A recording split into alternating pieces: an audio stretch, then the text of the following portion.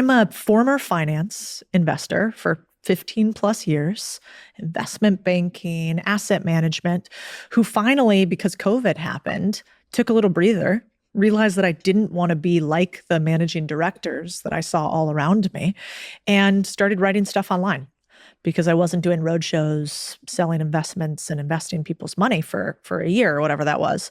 And because of that, started writing about the things that I do. And I kind of thought nobody liked the idea of owning laundromats and car washes and all of that. And it turns out a lot of people thought that was interesting. And I do think we kind of hit this zeitgeist of, you saw it during COVID, people left big cities, right?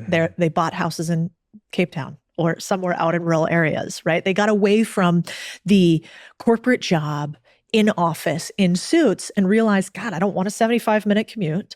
I maybe want a little bit of fresh air, into chicken coops, a lot of chicken coops these days. And so because of that, they got interested in these small businesses, these community businesses. And so I think I got a little bit lucky in the fact that that was interesting to me. I've done it for years. I've invested in those things forever. I started writing about it on the internet, and then we got a lot of views. And now all of a sudden, there are millions of people that talk about buying these small businesses, or what we call boring businesses. I want to get into that, but I want to start with something that I saw the other day. On your Instagram, you wrote a post about your 20s and your earlier life. You said you think that your 20s suck and that no one tells you that when you hit 30, you become happier. And you offered sort of 32 pieces of advice for people that are in that phase of life.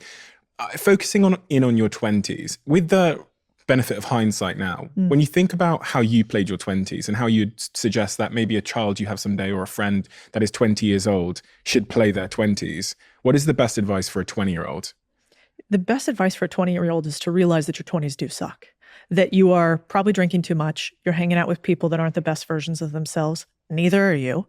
You've got crazy hormones going on. You're going to bars and hanging out with people, having a few too many drinks, and then going to a job you kind of hate because you're brand new into the workforce. And so, of course, you're doing the worst thing humanly possible. And that's going to continue for like 5 to 10 years. Like, you are going to do a $65,000 a year job for 2 or 3 years that sucks. And you're going to have no time for anything except what your boss asks of you. And I wish people had told me that, because if you see the light at the end of the tunnel, you're like, oh, okay, like I can do this for 2 or 3 years. I can learn, I can grow, and I can suck it up for 2 to 3 years. And then after that, I get a little bit better and a little bit better and a little bit better. And so the advice would be, when you have a foot in your nail, which is what it's like when you start your first job being 20, don't, try to ignore the fact that it's painful. It's there. Like, it's there. It's real.